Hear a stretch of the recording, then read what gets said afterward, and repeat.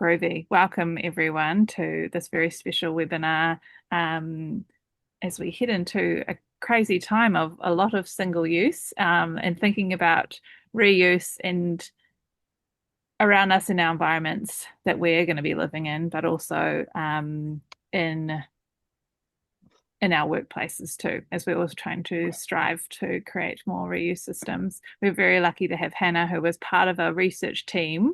And Hannah represents Reuse Aotearoa, sharing her findings today from a research project. Some of you may have heard at the Wasteminz Conference in May earlier this year, and then we did do some recap webinars shortly after. And now that the research is wrapped up, we're lucky to have Hannah here sharing more information information, inspiration, data, and findings. I will, before I hand over, I will kick us off. Sorry, I have already kicked us off, but start with a karakia. This is one that I've been practicing. I need to try and do it without looking at my screen. Me karakia tātou. No mai tēnei rā, me ona hua katoa, he whakaro pai ka whakato, he hua pai ka tipu mai, he paenga mō te katoa. Homie, huie, tai ki. Thank you so much for joining us, Hannah, and all of your guests. I'll go back to bounce on the door and let some more people in. But Hannah, if you want to share your slide and start, you can. Cool. Can you hear me and can you see my screen? Yeah, awesome. Well, tēnā koutou katoa, ko Hannah tōku ingoa, ngā mihi nui kia koutou kua tai mai ki kōnei. I'm from Reuse Aotearoa. Reuse Aotearoa is an organisation that is dedicated to investigating and facilitating collaboration towards practices and business models focused on the reuse tier of the waste hierarchy, which includes, but is not limited to, reusable packaging. So I want to thank Zero Waste Aotearoa for hosting this webinar today and inviting me to come along. And thank you to all of you for coming, especially if you're in Wellington. It's amazing weather here today. I'm having massive FOMO. And also some Wellingtonians might be at the rally against the fast track legislation bill, which is also very important. So I'm very excited to share this research with you today, which is about, it's a research report that's been a number of years in the making, but the report was released in October, and it really focuses on understanding the impacts and outcomes of reusable packaging systems, so the pros and cons of these systems in Aotearoa, in the grocery sector specifically. So Reuse Aotearoa was part of a research team along with researchers from Manaaki Whenua, which is now called Bioeconomy Science Institute, and Āmiomio Aotearoa, which is a multi-partner research project into the circular economy that was hosted by the Waikato University and funded by MB's Endeavour Fund. So there were researchers from across these organisations that participated in this report, and the whole thing was funded by Āmiomio Aotearoa. So why think about looking at reusable packaging? Well, let me just see if I can change. Oh, yes. So moving from single-use to reusable packaging is kind of essential to the transition to a circular economy, and it's also a really important part of what it means to move up the waste hierarchy. And this is because single-use packaging is designed to be used only once before it's discarded. The absolute best story single-use can tell about itself from a waste minimization perspective is that it might get recycled. So there isn't really anything that can be done higher up the waste hierarchy with it. And so what this means is, apart from the waste that's generated, every time a new single-use package is needed, which is all the time, more resources have to be extracted from the earth. So it's a classical linear business model based on disposability. In the current framing our government uses, it is very resource inefficient. In contrast, reusable packaging is designed to be used over and over and over and over again, which makes it a classic circular business model. It uses fewer resources because, let's say you've got one reusable glass milk bottle and it's used 200 times. That one bottle is doing the job of 200 throwaway single-use plastic bottles. And so this makes reusable packaging in the current government framing highly resource efficient. Why look at reusable packaging in the grocery sector?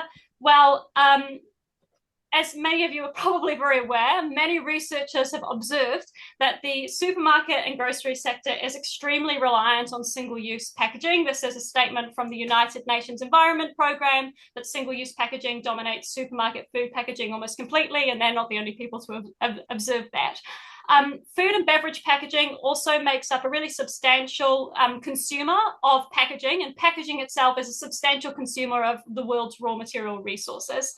Food and beverage packaging is also overrepresented in waste outcomes because it moves through the system so quickly compared to like other products made of other materials. And also food and beverage packaging is often overrepresented in plastic pollution outcomes or generally pollution, regardless of material, from beaches, streams, and so on. So looking at reusable packaging in the grocery sector is a really good idea to think about how it could replace single-use packaging. Why measure its impacts though? So in New Zealand, we do have some examples of reusable packaging in the grocery sector, but they're quite niche and they're not widespread. And we don't have a very good idea about what their impact is. In fact, globally, there are very few studies into the impacts of reusable packaging systems and almost none that I know of in New Zealand. Of the studies that do exist, they tend to be quite technical and very narrowly focused. So for example, they might be a life cycle analysis comparing single-use and reusable packaging for like one product, like, I don't know, biscuits. So it doesn't give you a very good picture. So why is this a problem? Because if we want to mainstream reusable packaging in the grocery sector, this is going to require major shifts across supply chains and really require big changes in how manufacturers, retailers, and consumers behave and make decisions. So we really need to convince anyone to do that. We really need to know that it's going to be worth the effort. And furthermore, once people start doing it, we really need to have ways of measuring the progress over time, because the reality is that none of these systems are going to be perfect when they're first implemented. We need ways to measure and identify what the weaknesses are and then start to tackle those and plug those gaps over time. The other reason why measuring impact is important is because, as I've mentioned, there are some businesses using reusable packaging already. We really need these early adopters to support these early adopters with evidence to enable them to tell their story better about why they use reusable packaging, about why they persist to do so even though it's hard, and to be able to tell their consumers why choosing their product because it's in reusables could be a good idea. So that's why we decided that we wanted to embark on a multi-year research project to try and work out how can we measure the real-world impacts of current reusable packaging systems in New Zealand compared to single-use packaging systems. And we also wanted to measure this across a range of indicators. So we wanted to look at the waste minimization side, of course, but we also wanted to look broader than that because we understand that a common criticism of circular economy and zero waste research is that it often overlooks socioeconomic and cultural considerations. So to identify these indicators, the first thing we did is some research, a literature review, which means we went out and looked at what other people had already studied in terms of the impact of reusable packaging systems. We wanted to know what they looked at, how they looked at it, but also what they said future research should want to look at. Because we also wanted to make sure that our research was place-based and relevant to Aotearoa, and also recognizing that a lot of literature on reusable packaging comes out of Europe and North America, we also, as part of this project, had a parallel kaupapa Māori research project into reuse and te ao Māori. So this was led by kaupapa Māori researcher Matt Perryman, who now works for Parakuri. And the focus of this research was a literature review as well as interviews. And so this research will also be released. It's going to come out next year. So definitely look out for that. It's quite groundbreaking and there isn't really anything else like it. So pretty exciting. So we did all this research and that helped us to identify the indicators as well as how we were going to measure them. So the indicators we decided to look at for measuring the impact of reuse versus single-use systems were in three groups. So the first were environmental and health.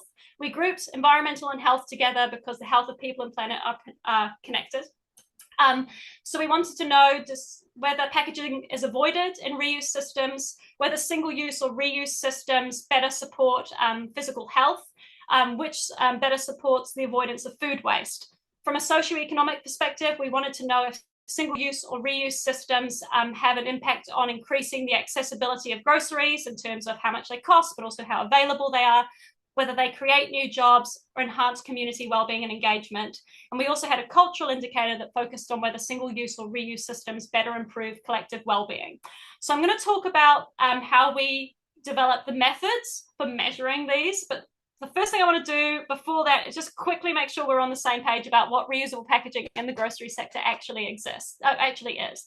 So reusable packaging can exist for primary packaging, which is basically the packaging that touches the product. So this is the packaging consumers most commonly engage with, but you can also have primary packaging in the supply chain, which I'll talk about. We also see reusable packaging for secondary packaging. Secondary packaging is the package that brings together a bunch of primary packaging units in order to more effectively store, stack, and transport them. So in the single-use world, the most common secondary package is probably the cardboard box. But this can be replaced with reusables like reusable crates. For example, most milk bottles are transported in reusable plastic crates. And then we also see reusable packaging in the tertiary layer. Tertiary is basically the packaging that combines a whole heap of bulk product in secondary packages in order to transport it in bulk. So that's pallets and pallet shrink wrap. So we'll obviously see reusable pallets is where the reusables come in there. There are also three main categories of reusable packaging. The first is returnable packaging, which is what most people think of when they think of reusable packaging, which is an individual packaging unit, which is filled with the product, sent out to market, then the users use it, and then they send the empty package back to the producer. They prepare it for reuse, which is usually cleaning it, then they refill it with the same product, back out to market it goes. So returnable packaging can be consumer facing. So a classic example would be that glass milk bottle that we talked about before, but it can also just move between businesses. So an example of that would be stainless steel kegs for beer. In the grocery sector, the other really important reusable packaging category is refill by bulk dispenser. Now, this system is always a consumer-facing system, and it's where producers and retailers collaborate to basically sell products to consumers loose or unpackaged, which enables consumers to bring their own containers to avoid single-use packaging. So an example of this would be like bulk bins in supermarkets, selling liquids on tap, or also just selling fresh produce loose. I'm going to talk a bit more about refill in a minute, but just the final category is transport or transit packaging. And to be honest with you, this is basically just reusable packaging for tertiary packaging, so pallets. I want to talk a little bit more about the refill by bulk dispenser system, because this is quite important when I start to talk about the packaging avoidance side of things. So there are a lot of researchers who say that this is not a reuse system, it's a waste prevention system. I disagree with that. I think the refill by bulk dispenser is clearly a reuse system. It opens up the enabling conditions for reuse. However, the opportunities for reuse are spread across the supply chain and they're not guaranteed. And it's really important to understand that. So when we get to a bulk dispenser, this is what it might look like in a store. These are two canisters of oil that is on tap. The first opportunity for reuse is what the customer fills this into. So if the customer brings their own packaging, we're good to go. Great, reuse achieved. Bing! If the retailer offers single-use packaging, such as brown paper bags or plastic Ziploc bags, obviously neither of those would be good for oil, but just pretend it's a bulk bin, then that's single use, so the opportunity for reuse has been lost. The other option is the retailer offers returnable packaging that consumers can fill into and bring back.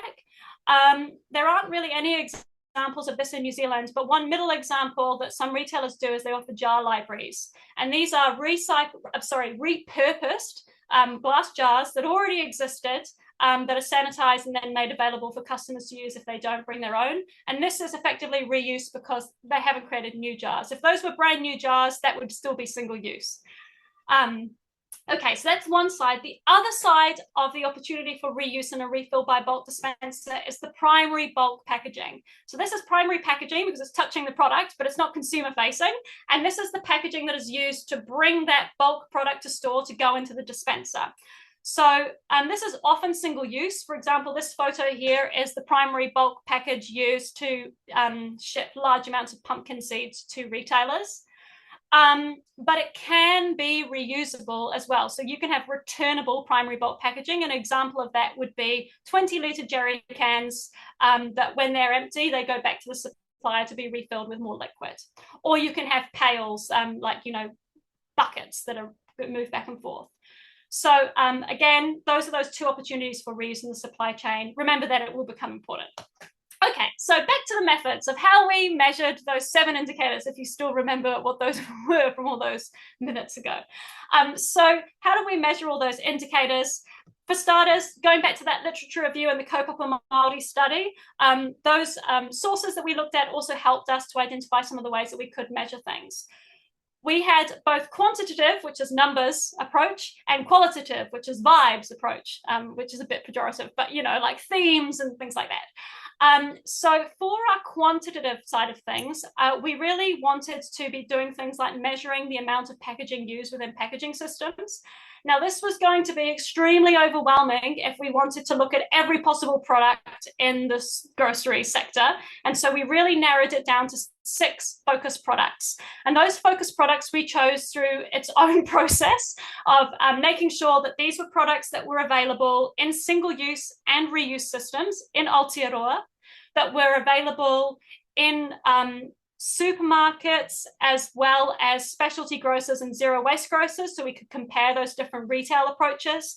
We wanted a mixture of liquid products, dry products, personal care products, cleaning products, and we also wanted to keep them essential, basic, whole food, not super processed, because that would simplify things. So we ultimately landed on milk, toothpaste, pumpkin seeds, oats, olive oil, and dishwashing liquid. We're also committed to measuring primary, secondary, and tertiary packaging. We didn't want to just focus on the consumer-facing packaging, particularly because we wanted to analyze the impact of refill systems, where we know that the supply chain packaging is important. We wanted to, for some of our indicators, we knew that we needed to talk to people and to get their perspective on things.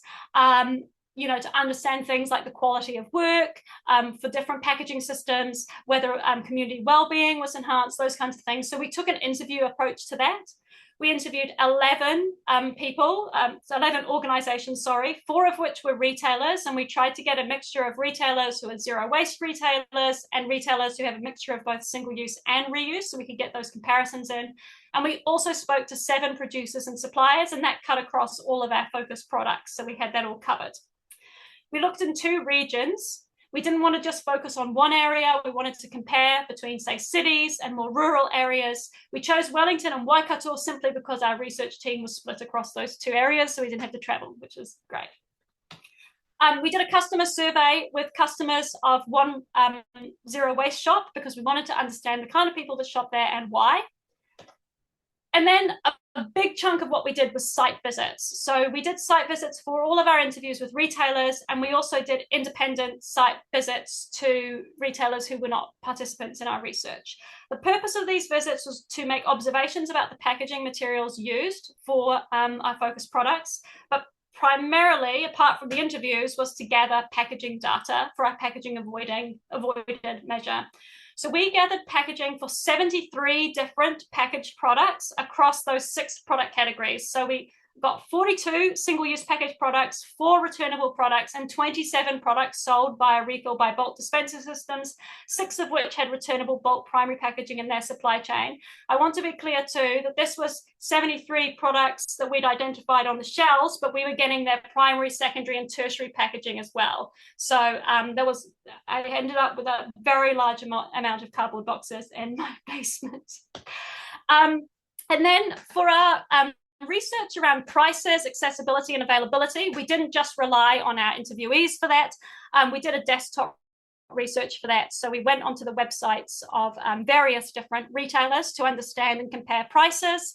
And we identified 50 different retailers in Waikato and Wellington to get some sense of where they're geographically located to measure the accessibility. All right. So let's jump into some of the results. I'm only going to talk through 4 of the indicators rather than all 7, or we'll be here for the rest of our lives. So for the packaging avoided, I'm going to spend the most time on this because this is kind of a zero waste webinar, and I think this is quite interesting part of the research. So for the packaging avoided, what we wanted to do was basically measure how much packaging is used for these different packaging systems for the products. And we're looking at the primary, secondary, tertiary packaging, and we only focused on the packaging that got that product to the retailer from the penultimate location. So what this did is really underestimated the amount of packaging that would have been used for single-use packaged products in the supermarket system, because that goes through multiple different distribution points, but we just physically could not analyze all of that. So just bear in mind that everything in terms of single-use packaging is probably an underestimate of the impact.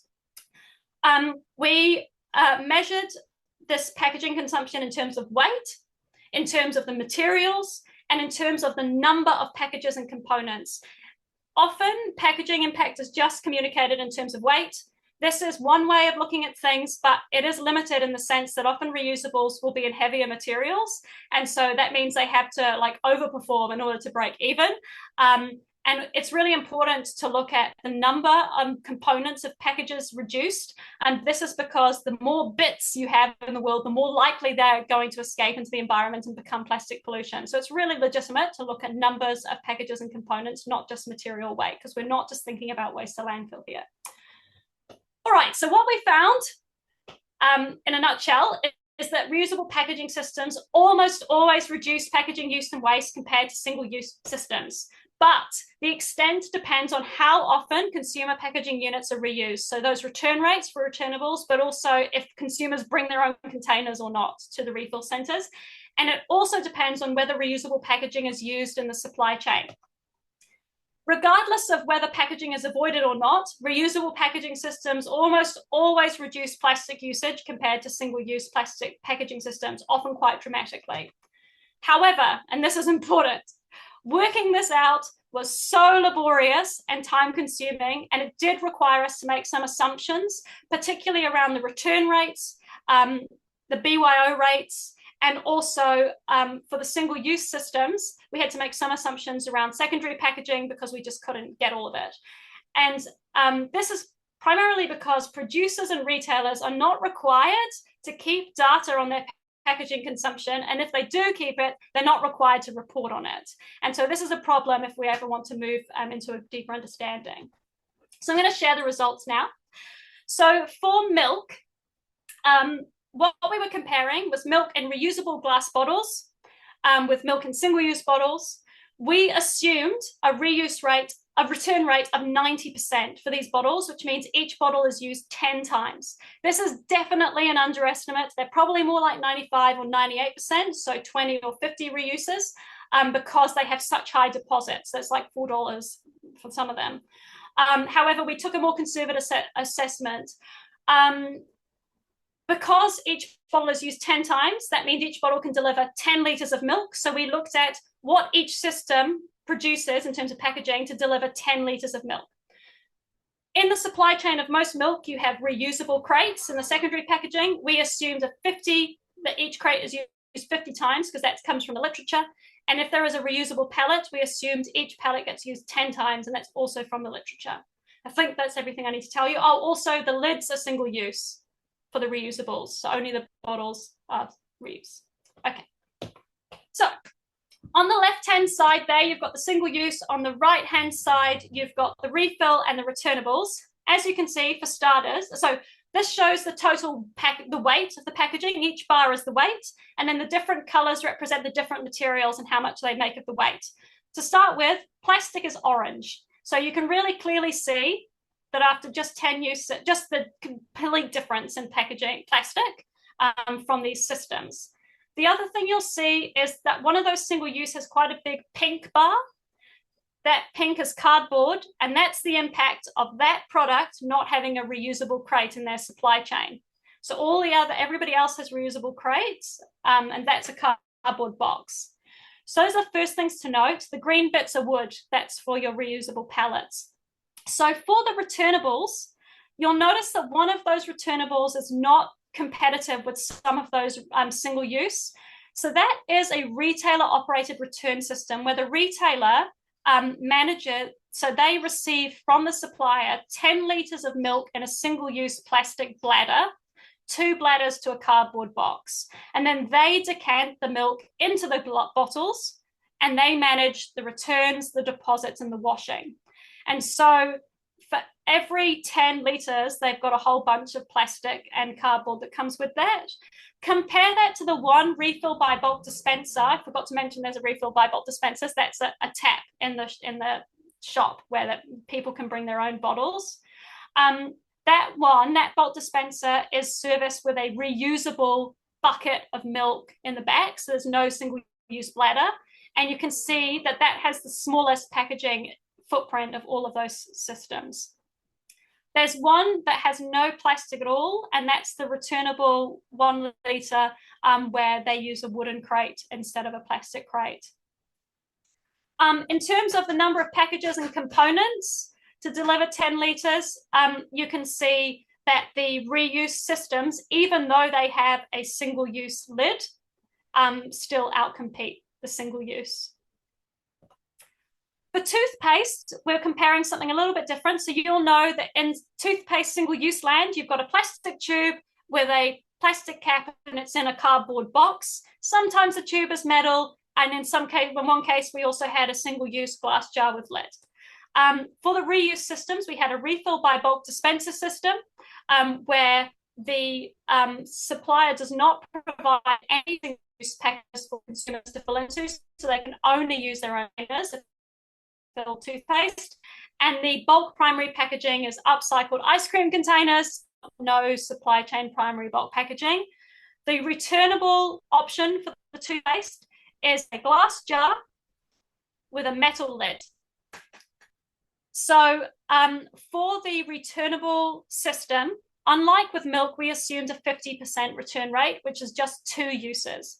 The reason for that is because unlike the milk, there is no deposit on jars, and also unlike the milk, anyone that sells milk in reusables, those retailers have to operate as a return point for that milk. This is not a requirement for this toothpaste. So many retailers do not act as return points, and that makes it less convenient for consumers to return. So we assumed 50%, which means that 1 jar of toothpaste can deliver 200 grams of toothpaste. So 100 gram jar twice, it can deliver 100 grams of toothpaste. So we compare 200 grams of toothpaste, how much packaging is used. So as you can see here, the refill by bulk dispenser system has a 0% packaging impact. So it's definitely the most resource efficient way to do the toothpaste. The returnable is not really competing on weight, packaging avoidance in terms of weight. However, it's close. And so this is not to say that this system can't avoid waste. What it's saying is they need to optimize to increase their return rates, and that probably they wouldn't even need to get that many more uses, maybe 3 or 4, and they're going to have a glass jar competing with a plastic tube. So yeah, I think that's important. The other thing to note, though, is just the amount of cardboard in the single-use systems, which we'll come to in a minute. But you'll see there's no cardboard and there's no plastic in the toothpaste returnables. This is the number of packages and components. So when you look at it this way, obviously the refill system's still great. The returnable system is much more competitive at this point, even though their metal lid is single use. And this is just 200 grams of toothpaste they're in. And this is got the lid, got that cardboard box. And then the secondary packaging for toothpaste, usually those cardboard boxes are in a little cardboard box that are then in another cardboard box. So you've got a whole heap of secondary packaging going on there. For pumpkin seeds, we had no returnables, so we were just looking at refill by bulk dispenser. The refill by bulk dispenser, the packages are 25 kg of pumpkin seeds. So we were looking at what is the packaging used to deliver 25 kg of pumpkin seeds through the different systems. None of the primary bulk packaging for pumpkin seeds was reusable. So we were only looking at single-use primary bulk packaging. However, the retailers have different things that they offer consumers to fill into for their bulk bins. Some only a Ziploc bag or a paper bag. Some retailers offered a paper bag as well as upcycled jars, and some retailers only offered just reuse option. So for the only offer upcycled jars, we assumed 100 BYO rate. For all of the others, we assumed a 50% BYO rate, which is quite high. In all likelihood, there are far fewer than 50% of customers bringing their own containers to bulk bins. The other assumption we had to make is we had to how much pumpkin seeds are consumers going to put into these bags. So we assumed 300 grams because that is just the most common amount that you would usually get in a single-use package. Bearing that all in mind, these are the results. Some interesting things to note here. Firstly, the refill by bulk dispenser systems are not all competitive. And that is because of those big green bars. Those big green bars are wood. And this is because some of the retailers who champion reusable packaging systems are not able to access the mainstream reusable pallet systems. And so their goods are coming on single-use pallets. And so it's quite interesting to see the amount of impact that a single-use package has on the overall footprint of that product. I think the other thing to notice too is just those pink bits in the single-use, how that's all cardboard boxes. So the amount of impact that the cardboard secondary packaging that the consumer doesn't engage with has on the overall footprint. If you look at, there's the two refill by bulk dispensers, there's the first refill by bulk dispenser and the third one, you can see those are ones that use reusable pallets. And you can just see that the impact of the reusable pallet is very impactful, and also just overall picture is it's very competitive with single use in terms of the packaging avoided. If we look at it in terms of number of packages avoided, the results kind of speak for themselves really. If we're buying single-use packets, the smaller the size, you know, for 25 kg from a bulk bin, you're potentially avoiding almost 400 little bits of plastic. And those are little bits of plastic, so you can imagine how easy they are to leak into the environment. You'll see that the refill ones that are most impactful are the ones where the retailers are offering repurposed glass jars rather than single-use bags and stuff. Oats was a really similar story to pumpkin seeds in that we had no reusable bulk primary packaging, and the same deal in terms of what retailers are offering consumers to fill into. The size of the package was 20 kgs, so we were comparing the impact of different systems to 20 kgs of oats. So I just find the single-use one on the far left quite hilarious. So these are those single-use boxes of sachets. Just to be clear, these are not sachets with flavorings or any value add. All that is in them is the same rolled oats that are in the giant packets. So it's just so much packaging for just oats in tiny little packets. The cardboard is because each sachet is in a cardboard box, and then you've got all the secondary packaging. What is also interesting is that you'll see that the refill by bulk dispenser here are not necessarily avoiding that much packaging compared to the single-use large packages. And the reason for that is partly because we assumed that when people fill into a bulk bin, we decided to go with 500 grams as what fill into. But for oats, single-use packages are often the sizes 800 grams, 1 kg. And so we may have unintentionally kneecapped the refill systems to some extent. However, I think it's worth noting that even though they're getting smaller amounts, they're still producing less packaging overall. Yeah, in terms of the number of packages avoided, single-use sachets are just a nightmare. But there isn't that much between the refill by bulk dispenser in terms of number of components. If customers, 50% don't BOO and they're only getting 500 grams, but you can see the impact near the right there for those retailers that don't offer any single use. You can see that that's quite clear, the impact.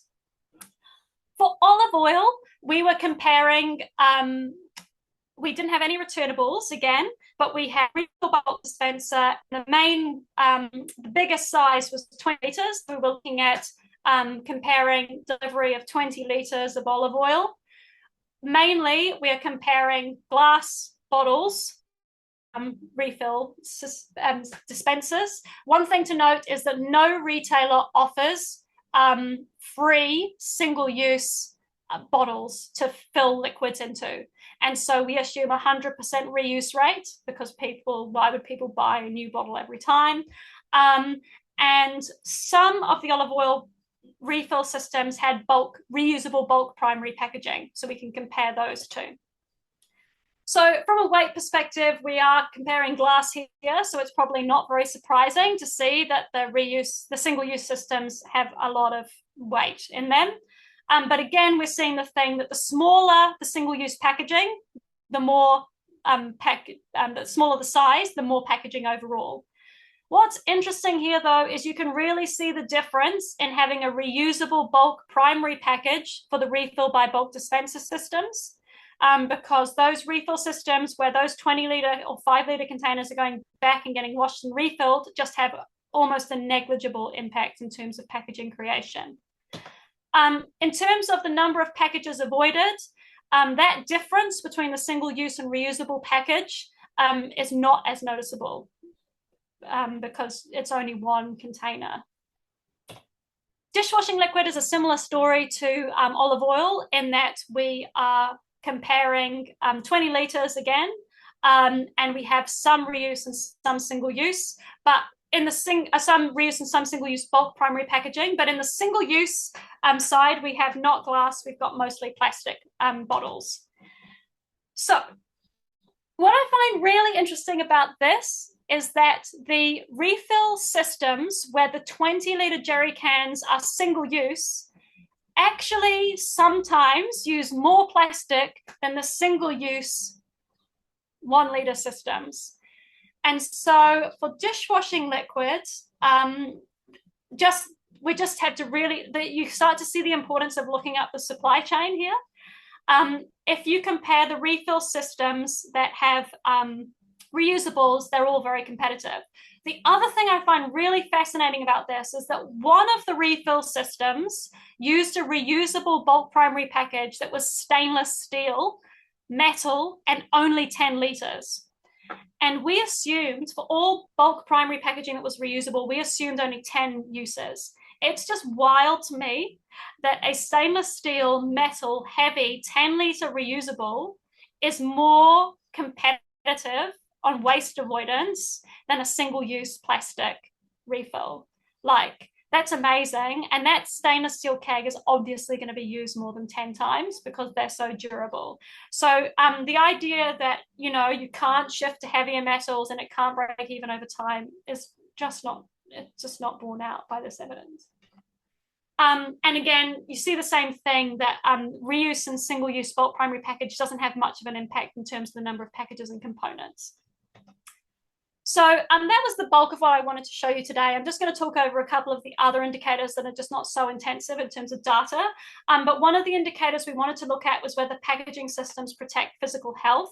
What we found is that all packaging systems can present human health risks if relevant hygiene or food safety protocols aren't followed, if the packaging is easily compromised, so contamination occurs, or if the packaging materials contain chemicals of concern. This is the case whether it's single use or reuse. What we found is that all producers and retailers, regardless of whether they're using single-use or reuse packaging, are very aware of food safety and hygiene risks.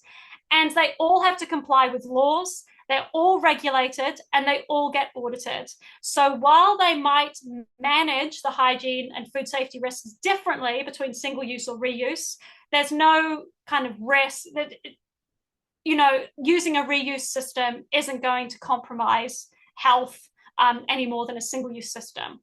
And everyone was very across this. What we did find was quite the opposite for awareness about the potential toxicity of different packaging materials. This was just not on the radar of most participants, even participants who were championing reuse systems. So what this meant is that none of these producers or retailers seemed to have any risk mitigation in place to reduce the presence of chemicals of concern in their packaging or to reduce the risk of migration of those chemicals of concern. Overall, our observations of the packaging used for our focus products suggest that reusable packaging systems may offer some benefits when it comes to chemical migration risks. This is because in returnable systems, what's usually happening is plastic is being replaced with glass, which is more inert. And in refill by bulk dispenser systems, the primary bulk packaging is usually the same kind of material that's used for single use, but you've got a way bigger package with way more products, so the surface contact between the product and the packaging is much smaller. However, there are some exceptions to this, and this is where we believe that more research really is needed to understand the appropriateness of plastic as a reusable packaging material. Because every time plastic is washed, it does shed microplastics, and there's also the chemicals of concern in plastic tend to be lipophilic, meaning they like fat, so there's a potential for that migration. So one of the things we noted was for the olive oil, the single-use systems were relying on glass, and the reuse systems, that was a switch to plastic, and that plastic was being washed, and then the oils were being put in it. And similarly with the milk, the refill by bulk dispenser, we've got a bulk container that is a plastic pail. So it may not be the case that this is particularly risky, but the point is that it's not on anybody's radar and it's not being looked at. So that is certainly something that we think needs more attention. We're also interested in accessibility, as we mentioned before. What we found is that products in reusable packaging systems are generally more expensive than their single-use package counterparts, and they're also way less available.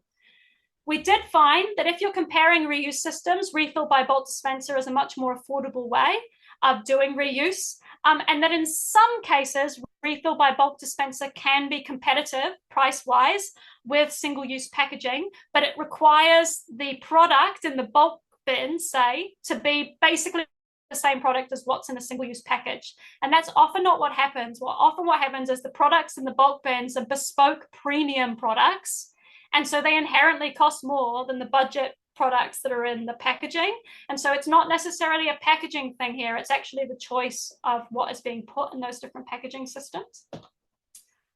But overall, the fact that reusable packaging is less available and affordable, we found it's likely to be influenced by two things. Firstly, the supermarket duopoly, which makes it really hard for alternative retailers who tend to champion reusable packaging systems to set up, to be viable, to compete on price.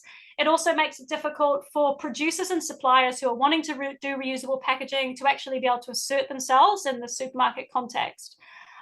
Also, reusable packaged products are likely to be more expensive because the costs of reusable packaging are internalized, whereas the costs of single-use packaging are externalized. So producers who use single-use packaging do not pay for recycling, they do not pay for their packaging to be landfilled, they do not pay for beach cleanups of their packaging. And so there's a market distortion there. So when we were looking at accessibility, we looked at comparing about 45 different retailers that were single-use packaging retailers, packaging-free zero-waste grocers, and specialty retailers who did a bit of both. Just ignore the one on the far left for the moment, but the three here, we looked at whether they were on main roads and arterial networks, whether they were close to public transport, and whether they had parking. The higher the number in these bars, the least accessible. So what we found is that single-use packaging retailers like supermarkets are much more likely to be on main roads, to be close to public transport, and they're definitely more likely to have parking. The one on the far left was looking at the geographic location of these different types of retailers and looking at the demographics against the New Zealand Deprivation Index. The findings here were quite interesting because if you read the literature on reusable packaging, what you often hear is that reusable packaging options tend to be more available in affluent neighborhoods because rich people shop there. Our research did not find that. Our research found that supermarkets are more likely to be in areas with lower deprivation, and packaging free and specialty retailers are more likely to be in areas with lower deprivation. In terms of our price comparisons, we did box and whisker graphs here, so you can see the high and low points of the price ranges as well as the median. So what you can see is that it's way cheaper to buy milk in single-use packaging. And the green box is the clump of reusable packaging prices, and that one orange line is the refill by bulk dispenser. So the refill by bulk dispenser is the same as the cheapest returnable option. This is not taking into account that these returnable systems also have a deposit, sometimes as much as $4. So although that deposit can be redeemed, if you're on a low income, that's an additional upfront barrier. So quite inaccessible. The toothpaste, we found a similar thing. So you can see the yellow box up there is the returnable, much more expensive than single-use toothpaste. Although you can see that yellow line to the right, that's the refill by bulk dispenser. So you can see that it is much cheaper to buy from a refill than it is to buy in a package. For the pumpkin seeds, what you can see, you start to see this trend that for the single use, the smaller the package, the higher the prices. But the reusables, given the extent of packaging avoidance, it's not really reflected in the price. They're not substantially cheaper than the single use. But you do see the difference in pricing for the single-use packaging. So I think it's just important to note that although the prices might not be price competitive with the large packaging, it is relevant to note that for people on low incomes, they might not be able to afford to spend upfront the price of a big bulk container of like, a big package of something. And so you can access those big package prices through a refill by bulk dispenser, if that makes sense. Oats were the one product where we saw the prices more accurately reflect the packaging usage. So you can see that buying those single-use sachets is the most expensive way to buy oats, and that does warm my heart slightly because there's a little bit of a relationship there. And the refill by bulk dispenser is pretty much the same kind of price as buying in a big package. And again, the reason for this that we've come to is that the oats that are in these bulk dispensers are the same oats that are in the single-use packages. So you're really comparing like with like. For the pumpkin seeds, the bulk dispensers tend to be organic pumpkin seeds or New Zealand grown pumpkin seeds. So you've got a bespoke premium product there. Olive oil, we're back to it just not really reflecting. But, the single-use products, if you buy them small, they're going to cost more than the large ones. But the reusables for olive oil, those were New Zealand grown or organic, pretty much. And for dishwashing liquid, again, there isn't really a great price saving that you're going to get from buying in reusable compared to just buying a large bottle. So, yeah. The last indicator I just want to focus on before the end is this cultural indicator that we looked at, which, just as a reminder, this was developed by the Kaupapa Māori researcher and study into reuse in Te Ao Māori. So this study supported all of our indicators, not just this indicator, but this indicator really was derived from that study, as well as the methods for measuring it. So the methods were based on interview questions, and we really wanted to understand whether participants had a cultural advisor to help inform their packaging systems, if they considered cultural practices in designing their packaging systems, if they had any thoughts on how their business practices supported tino rangatiratanga, kaitiakitanga, kotahitanga, and if they perceived any relationship between the packaging systems they used and the nature of how communities access the type. So what we found is that cultural considerations are just not front of mind for most businesses when choosing or designing their packaging systems. No participants had a cultural advisor, and most had not considered cultural practices when setting up their packaging systems. Some participants were acting on particular cultural considerations. This was not due to any internal strategic policy or particular investment in that area. It was related to the identities or experiences of the staff or the business owners. So it was a little bit sort of random or inconsistent. The other thing was that most participants really struggled to even understand or answer questions about the relevance of cultural considerations to their work, particularly more political or constitutional concepts such as sovereignty. So some participants were quite comfortable to talk about how their packaging systems related to kaitiakitanga, but no participants directly reflected on the relevance of te tiriti. But we did have two participants who pointed to a responsibility to protect mātauranga and tikanga and or to support mana whenua. And both of those participants provided practical examples of how they were doing this. So to give you one example, there was one retailer who had a mātauranga aspect to their product listing criteria. So product listing is, you know, how you choose whether or not to stock particular products. And so this had meant that in the past, they had refused to stock products that, for example, the name of the product used te reo Māori and the producer had no story about where that came from or why. So it was clearly appropriation. They'd also refused to stock a product that had inappropriate cultural imagery on it. So this is some of the examples of how, you know, that cultural impact and packaging can have a relationship. There were other examples too. So we did see some examples, but I guess overall it was not front of mind and it also wasn't consistent and there wasn't any sort of strategy that was set behind a lot of these things. All right, so what's the purpose of all this? What do we need? What comes from this?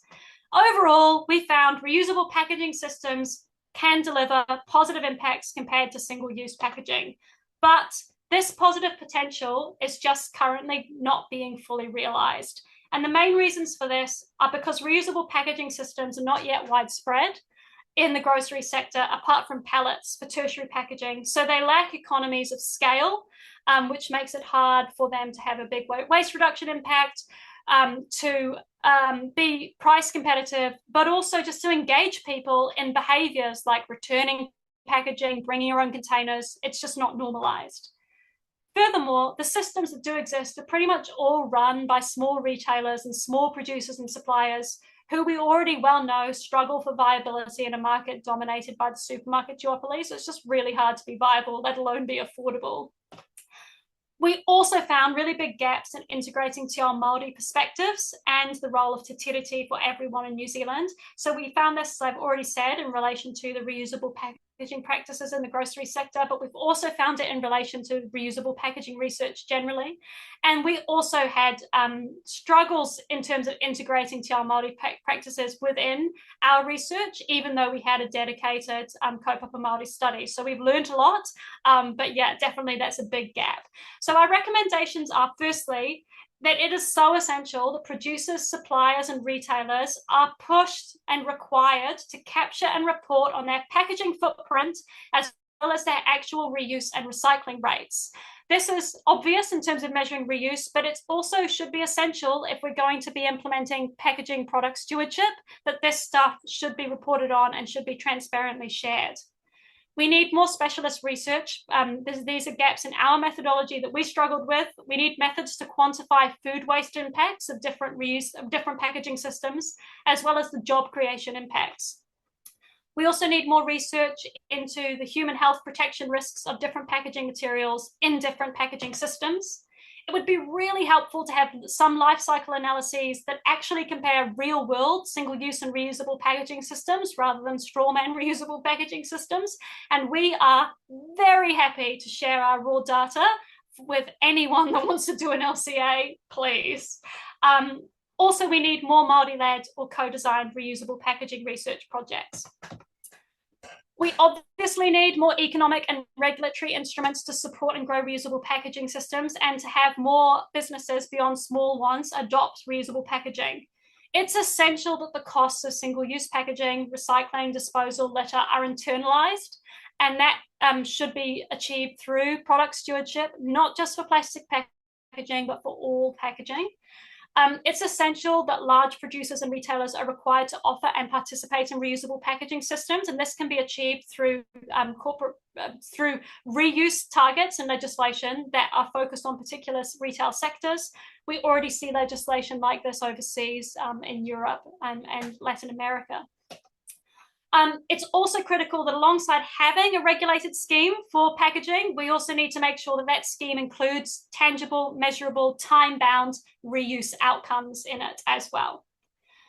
We also need to increase the performance of existing reusable packaging systems for business to consumer returnables to get those return rates higher and to lower those logistical costs. There needs to be more collaboration towards using standardized reusable packaging. Also essential that larger retailers stock and act as return points for those returnable packages. For refill by bulk dispenser systems, these would be more impactful if retailers did not offer single-use packaging at these refill stations, and if retailers and producers collaborated to use returnable primary bulk packaging. It would also be good to see refill by bulk dispenser sections in retailers expanded with a bigger product range to increase affordability and choice. Also, cultural impact could be increased across the board if retailers and producers were supported to invest in their understanding of how they can practically and meaningfully uplift tangata whenua, te tiriti, tikanga Māori, and tino rangatiratanga in their work. We also know that the supermarket duopoly is recognised to reduce competition in the grocery sector, and that it has a negative impact on the price of groceries, as well as suppliers' ability to access the retail market or dictate the terms of sale for their products. However, our research has also shown that the duopoly is potentially reducing the viability of sustainable packaging innovation, like reuse in the grocery sector. So we really call on advocacy organisations and public agencies like the Commerce Commission and its Grocery Commission to increase their consideration of sustainability impacts when they're promoting efforts to increase competition in the grocery sector. And finally, there's a need to invest in improved public communication about grocery packaging alternative systems and their potential positive impacts. So support needs to be given to the retailers and producers who are already championing reusable packaging systems to talk effectively about their positive impact in a way that actually connects with the public's concerns. And we know the public are concerned about things like over packaging and waste because they say so every time they get surveyed on it each year. So just supporting more of a joined up approach for those businesses. But also just needs to be a greater emphasis on reuse rather than only recycling and public information campaigns about packaging waste minimization. So that's me. 2 minutes left. But if you want to check out the report and findings, it's all on Reuse Aotearoa's website. Amazing, Hannah. Thank you so much. Any questions from our crew here, the listeners, or comments if anyone would like to also applaud Hannah? Because I know if we were here in real life together, we'd be cheering for all of your mahi. Oh, good. I probably just stunned everyone into Yeah. silence with my long rant. Please feel free to get in touch if you have any questions. And if you know anyone that does life cycle analyses that would like some data, let me know. I was curious, Hannah, the milk, was it all cow milk, not Tetra Pak milks?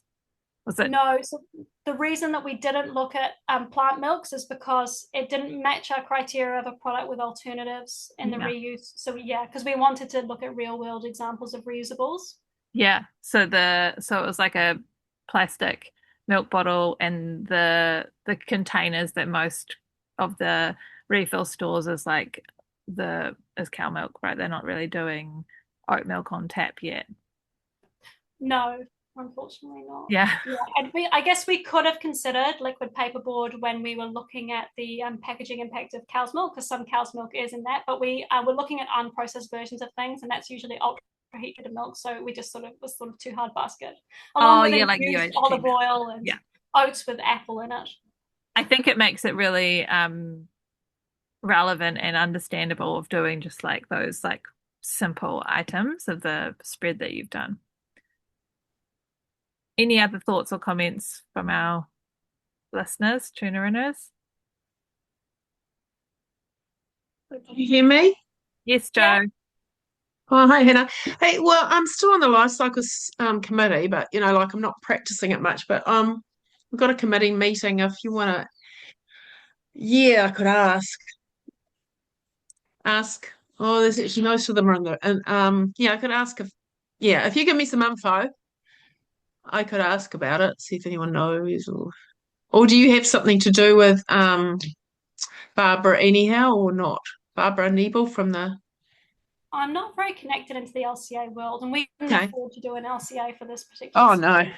Yeah, And so I don't really practice it. I just studied it, but I'm still involved on the committee to promote it. So maybe just have you got my email? Yeah, yeah, sure. somewhere. Or if you email me, um, yeah, I'll find you. I Yeah, have yeah, both of your emails, so I can yeah. email you together.